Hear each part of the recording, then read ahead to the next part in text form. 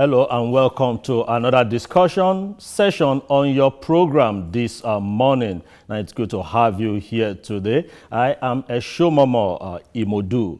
Now, happy Eid al-Kabir, and that is Baraka de Salah to all our Muslim friends and all Nigerians on the celebration of this significant day on the Islamic calendar. Now, as the dust raised by the conduct of the April 2015 general elections is settling, another is being raised ahead of the governorship elections in Kogi and Bayelsa states this year. Now, the Kogi election is scheduled for November the 21st, while the Bayelsa's election is scheduled for December the 5th, 2015. Now, candidates have emerged from the two main parties in the contest, that is the All Progressives Congress and also the People's Democratic Party, or should we say, candidates are emerging. Now, to look at how the candidates emerge or are emerging and the level of preparedness of the Independent National Electoral Commission, INEC, for the November and December elections under President Buhari's watch are two guests with me here in the studio talking about Wale Ogwade, a lawyer, and also the president of Voter Awareness, coordinator of Voter Awareness Initiative. It's nice to have you here this morning. Thank you for inviting me. And also Lester Wilcox, it's a public affairs analyst. Nice to have you join us this morning. Thank you very much, and good morning, viewers. Baraka de Salah to all Muslim faithfuls. That's nice. Now, these elections, the ones ahead of us, that is the Bayelsa and the Kogi elections, incidentally, is going to be the very first election under the watch of President Muhammadu Buhari, and also the very first election under the supervision of the acting chairman of INEC. Now, how will you rate the preparedness of INEC towards this election from your observations so far? Well, so far, in terms of the peripherals, which is the issuance of relevant notices and issuance of relevant guidelines, I think INEC is on course. The guidelines have been issued, the notices have been issued, which are activities preceding the actual elections. Timelines have been set, especially for parties to carry their conventions and carry their primaries and then submit candidates. I think 30th September is the last for Bayelsa. Kogi has closed. So to that extent, I think they are on course. Now, my main worry is on the part of the political parties. They are active of the political parties. Now, you are right to say this is the first to be conducted under the new president. That's under the, let me call it, under the APC government. Yes, yeah. We've had all elections since after 1999 under the PDP government at the national level. Now this is the first to under the APC government. Now, this government came in through a seemingly free, fair, and credible election. I'm talking about the center. And that was why you never found I don't want to bother with that statement you said seemingly. I'm not going to go into the detail why you said so. Because I mean, I also want to romance the sensibility of some persons who might have misgivings. Okay. So that's why I don't want to say 100%. I say similarly. I mean, to the generality of the under my watch, you can continue. Yeah. So you know, so it's a government that came on that platter. So one will expect that, having been a benefit of such transparency in the conduct of election, they will deepen, the government will deepen it by further creating a conducive, transparent, responsible, and resourceful atmosphere for these two elections to be conducted. And the outcome, really, vis-a-vis public opinion, international opinion, will have a whole lot of effect on the credibility or otherwise of this administration. Okay. I've not picked you up before on the composition of INEC, and some persons have said that INEC has presently constituted that they don't have a quorum, and also some are saying that because you have an acting chairman, it might endanger this election, that whatever decision taken by people that don't form a quorum might nullify the entire exercise. As a lawyer and somebody who's been very much involved in electoral matters, in elections, how will you react to this? First of all, let me rub it in we all celebrate, to my Muslim brothers and sisters, happy celebration. And while celebrating, they should just take it easy. Okay. And of course, moderately. Because, I mean, it's time to run around town, visit people, eat, drink, and wine.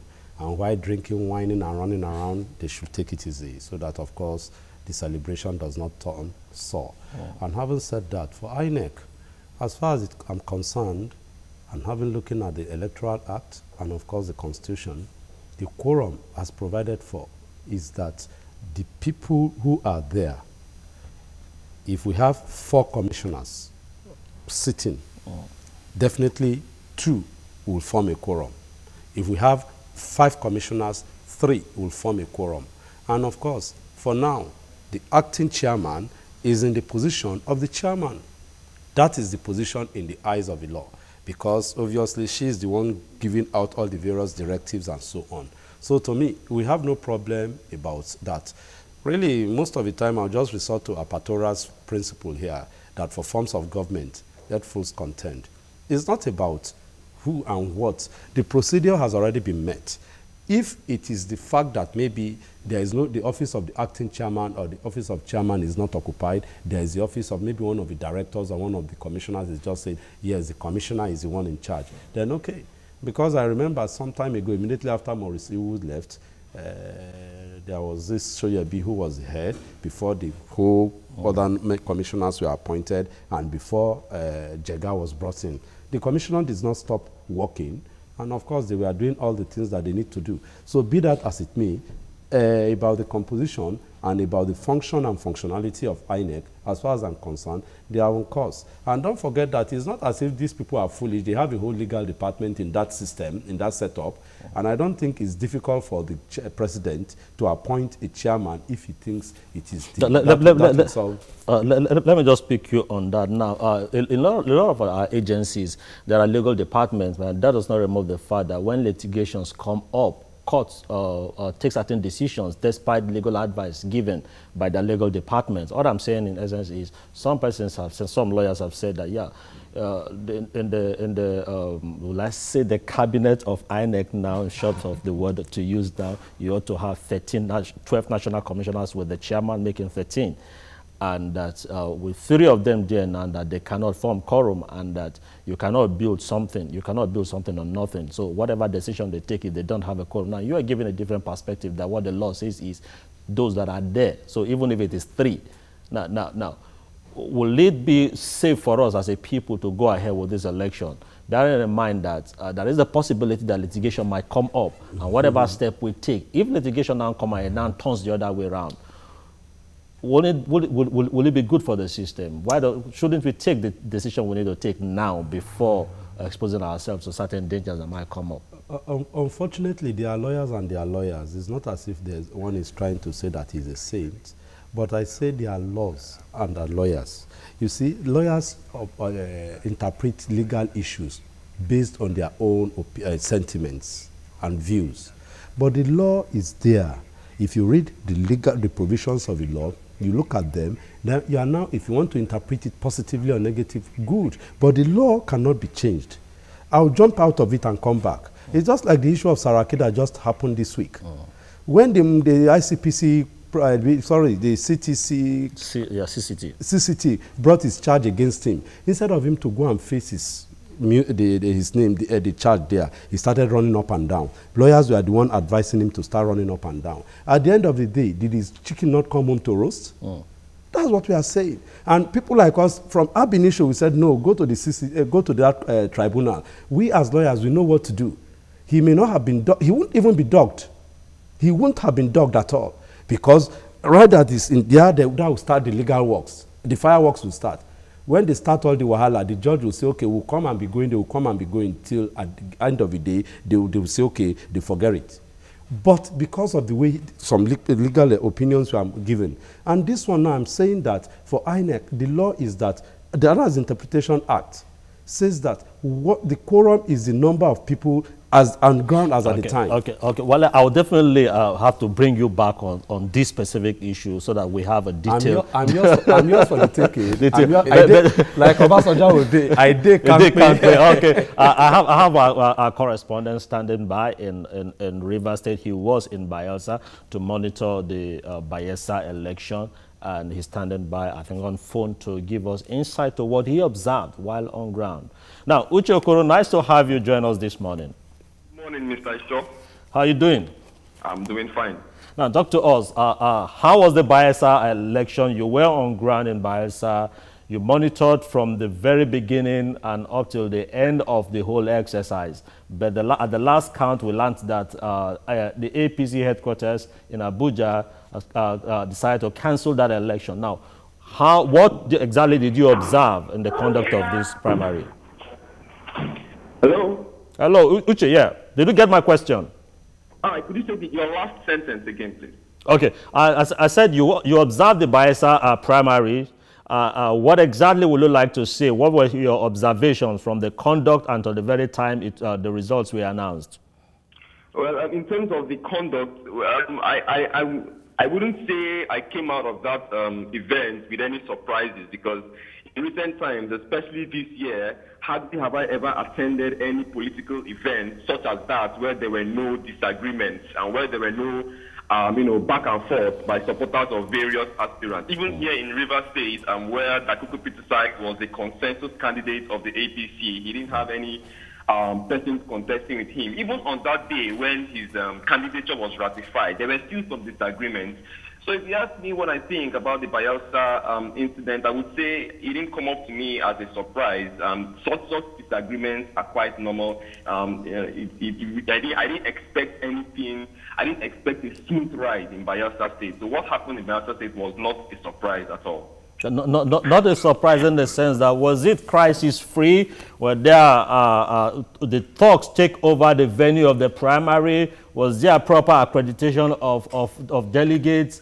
And the electoral personnel that came to supervise the exercise, were they on ground? What exactly happened? Why do you think it was cancelled by the party leadership? I think it was cancelled. I think the major problem with the Bayelsa primaries began at the stage of, at the level of accreditation. I believe that we wouldn't have been at this stage if officials or those who were in charge of the primaries in Bayelsa State, if they had gotten their act together as regards the issue of accreditation. Even earlier in the morning, when one of the aspirants, Timi Alaibi, began to raise alarm that certain persons who were in that venue were impersonating delegates, I expected that at that particular point in time, the officials should have begun to make steps to nip it in the bud. Rather than do that, they waited up till late afternoon to begin to take the grievances of some of these aspirants seriously. So I think that's why we're having these issues. Earlier in the morning, this accreditation even began before the Edo State Governor, Adams Oshiomhole, arrived. So I think if, the committee members were on ground, even before the accreditation exercise began, we may not have had the problem they are having. And if the issue of accreditation, these challenges they had, the grievances the aspirants were raising, if they were nipped in the bud as at early, between the hours of 8 a.m. and 12 noon, if those grievances were, addressed, I think this primaries may have gone a bit smoother. But in terms of violence, I wouldn't describe what happened in Yenagoa, Bayelsa State as full-blown violence. What just happened was, minor disagreements, chants. There was no violence per se in terms of people exchanging, blows and gunshots and, and arrests and mass arrests and things like that. What just happened, the aspirants, the delegates were tired of waiting, and news began to filter in that, these primaries may be cancelled. So they were insisting that they were ready to vote. So this primary ought not to be cancelled. So that's basically, a summary of what transpired. Okay, Uche, you've heard of this brickbat between Governor Adams Oshiomhole, who was the chairman electoral panel of this APC primary in Bayelsa State, and also between he and also former Governor Timothy Silva, who also incidentally is a candidate in that particular primary. On one hand, Oshiomhole is saying that the governor brought in thugs disrupt the primary. That that Timothy Silva brought in thugs to disrupt the primaries, and that the police were culpable, that the police did not provide adequate security, that he had to make a call to Abuja to get the help of JTF to get him out of that scene because they wanted to lynch him. And also on the other side, you had the former governor, Timothy Silva, saying that that Governor Adams Oshomole was economical with the truth. I don't want to use the word he used, economical with the truth, that he had an intention to foist a candidate. Now, look at all this play out. What was the role of the police in all this game?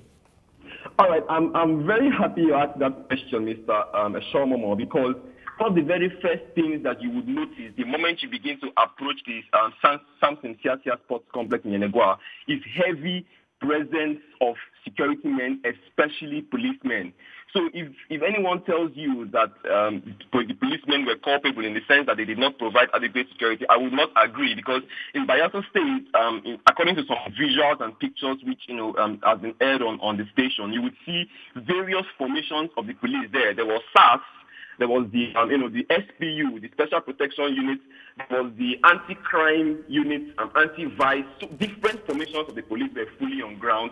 So I wouldn't really attribute what the outcome or the outcome of the Bayelsa primaries to any laxity on the part of the police.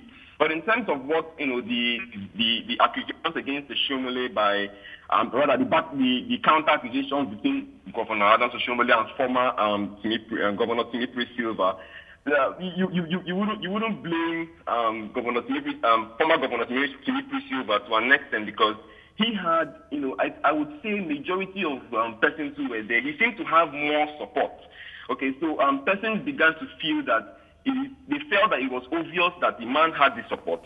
Therefore, this attempt to postpone the event is a grand effort to try to, rid him of an obvious victory that was waiting for him. So I think that was what, his supporters were trying to pass. That was the message that they were trying to pass across to Oshomole, that having seen that, Timothy Silva seemed to have more support, that he's now attempting to, find the reason to either postpone or cancel the primaries entirely. So it's one man's word against the other. Okay, thank you very much, Uche Okoro, for the insight into what transpired. If in the course of this show, if we have need to call you back to give us other explanations, please, we will do that. And make sure that you get yourself still intact, because you might also be covering the next date for this particular primary. Thank you so much, Uche.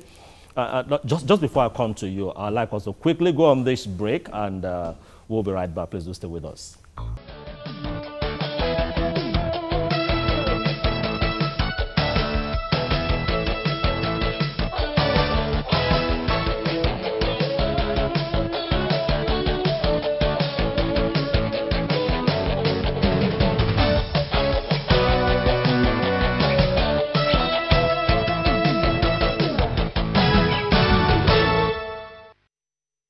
Hello. Yeah, welcome back. Now, if you're just joining us, you're still on to This Morning. And let me still say Baraka de Salah to all our Muslim friends. And maybe after this, we'll come around for the Salah meet. I've just been joined by another person who is going to be part of my guest this morning, talking about Debo Adeleke. Nice to have you, sir. Thanks for having me here. All right. And Baraka de Salah to you and the Nigerians in general. Okay. Now, Debo Adeleke is a lawyer also, so I have this place filled with lawyers and public affairs analysts. I'm an accountant. Yeah, exactly. That's why I said lawyers. Well, by association is one. Okay, by association is one. Yes.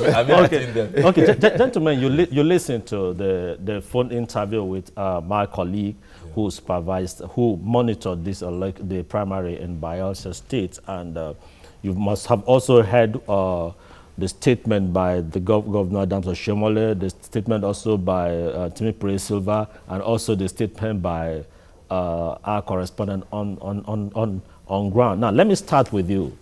What do we make of all this? Yeah, first of all, so I want to quickly bury my last discourse, the issue. You see, the whole issue about INEC's ability or legality should be tested in court. You see, for long and for crying out loud, I've already told all these politicians that whenever issues like this come up, they should test it in court. Not that they subject it to politics. Politics and law can never mix. This is a legal issue. If they allow themselves and they now move into the elections, and of course they've started, because election is a process. It is not an event. The process has started, CVR, party primaries and co. And all these things have been... We'll now wait until after then. And you now start shouting and say, no, INEC has no power. You've subjected yourself. We call it election. You've elected to follow the process. And you cannot midway now say no. No, but don't you, how about the role of the mischief maker who will wait for the entire process to be concluded? You've already given and then him after, no, yeah, exactly. But you can't rule out their role. Will you rule out their role? Mischief makers will not go, they have nowhere in the law. They might have their day in court. They will have their day in court, but they have nowhere in law. I just said it. They have nowhere. They can't go anywhere. They only just play that mischief. Okay, and you see, that's where we are going now. You saw the way the judge in the code of conduct conducted the affairs of the tribunal.